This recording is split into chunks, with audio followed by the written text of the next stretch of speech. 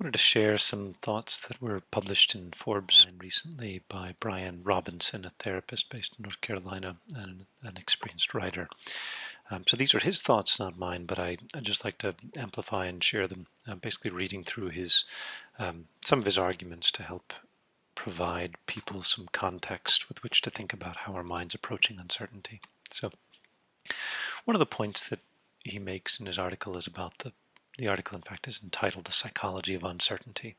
One of the points that he makes is that long-standing research shows that chronic TV watchers and news followers have elevated fears because everything they see starts to feel like it's happening outside their front door. I remember a friend of mine once told me that if you look at the news, it feels like the world is falling apart, but if you walk outside, then it's a beautiful day, there's flowers out, and the world seems very much normal. And so it's important for us to recognize the disparity between these two experiences. It's definitely not to say that there are not, crises and risks and so forth, and not to say that we shouldn't look at the news, but that we need to balance the perspective of looking at the news with the reality, our felt, tangible reality, which is, in most cases, far, far less dramatic than what is presented on the news. As it's important for us to remain grounded very much in our actual experienced reality. Another point that Brian Robinson makes is that minimizing the virus is not good preparation, but neither is overkill or overblown coverage and overreactions. So it's easy to freak out when we see drastic changes, public events being cancelled and so forth, and especially when we face uncertainty. So one commentator said that the risks of bankruptcy, are greater than the risks of infection for many people. But the key is to remain level-headed, sensible, and avoid stressing ourselves out. So in some cases, the panic due to the drastic changes and the unknown are traveling faster than coronavirus itself. This is actually something significant for us to reflect on, is that we are living in a new world in the sense that our communication infrastructure is so much better developed. It also means that the miscommunication or misinformation infrastructure is also well developed. We have open communication channels through the form of social media. It means that the communication may not always be as reliable as what we had come to expect in previous generations from curated media. So we need to be very cautious about what kinds of news stories we listen to and which ones we don't listen to, and apply build our own skepticism, build our own critical thinking. So the main theme that he touches on in the article is the psychology of uncertainty. He says specifically that if you're like most people, uncertainty can cause you tremendous anxiety. Why, he asks? Your survival brain is constantly updating your world and making judgments about what's safe and what isn't, and it has a disdain for uncertainty. As a result, we make up all sorts of untested stories hundreds of times a day because to the mind, uncertainty equals danger. I found that to be a very, very helpful way of framing these, the way our mind operates, that we have a disdain for uncertainty. We want to know definitively what's happening. And so, obviously much of religion historically has been trying to provide certainty in the face of uncertainty, not knowing what happens after we die and so forth, looking for some answers there. People turn to science, right, to try to give us a certainty. But the beautiful thing about science is that it is rooted in uncertainty. And actual science is based on open curiosity, investigation, testing theories, checking to see whether they've come true or not.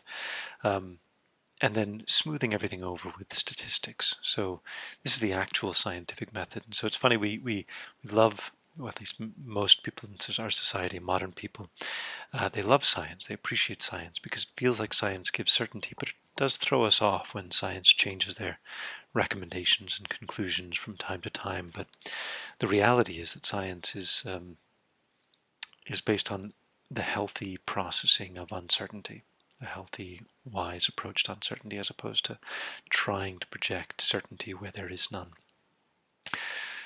Back to the points made by Brian Robinson, if your brain doesn't know what's around the corner, it can't keep you out of harm's way. So your brain wants to assume that it knows what's going on, but there's a strong tendency for us to assume the worst, to over-personalize the threat, to assume that whatever threats we see are likely going to affect us directly, and then we jump to conclusions. And so our brain basically will do almost anything for the sake of certainty.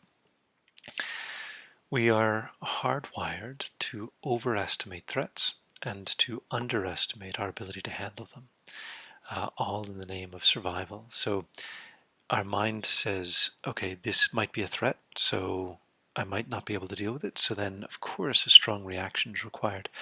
Now that works very well in a natural world where you see something that looks like it might be a snake, and then you jump and react and avoid the snake. But it starts to break down in a world where our minds are exposed to a continual flow of news media, social media about catastrophes and crises. It's utterly overwhelming, right? And that sense of continual exposure to risk, to danger, to crises is very, very tricky for us to deal with mentally. We have not evolved to be able to do very well with this. Therefore, we need to train ourselves to approach this kind of information in a more peaceful way, in a more reasonable way. Again, one of the points that Brian Robinson made was when our certainty is questioned, our stress response goes haywire, instantly arousing our stress response and kicking us in the pants in an attempt to spur us into action, get us to safety, so we want to do something. Of course, sometimes our option these days is to click like or to retweet or reshare something. That is an action, it's a small action, but it gives some sense of satisfaction that we can actually take some action based on something. Or we complain to our spouses or neighbors or something, or we get angry or yell or whatever, but there's a wish to act. So it's important for us to just recognize that when we're in some stress, there's a wish to act. And if we feel like we can't act, then it feels there's a frustration. It feels kind of bottled up. And so we just need to know that there is that tendency in our mind. Another point that he made is that sometimes our brain prefers to know an outcome one way or another, just to take the edge off.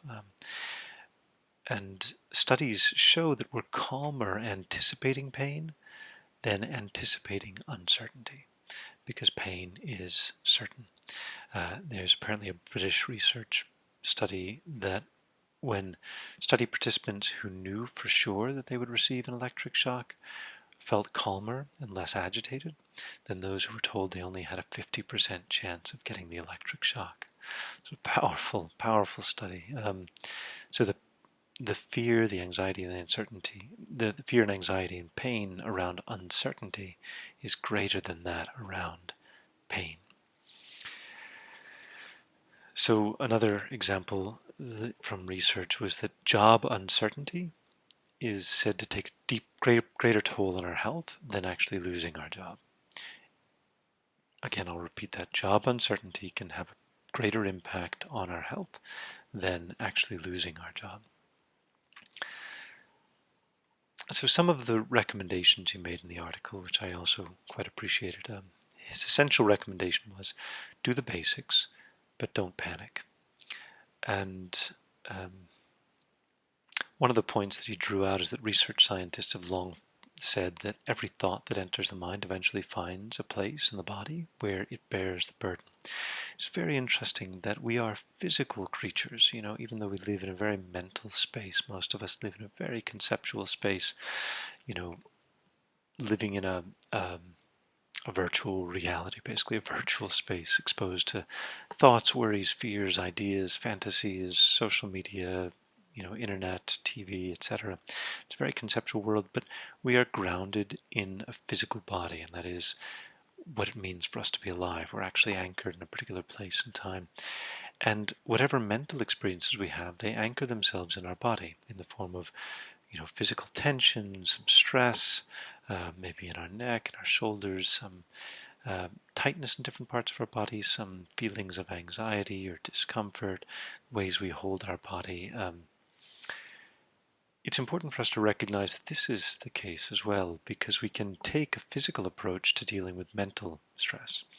Our mental state affects our physical health, but our physical body and the way we approach our physical body can also affect our mental state.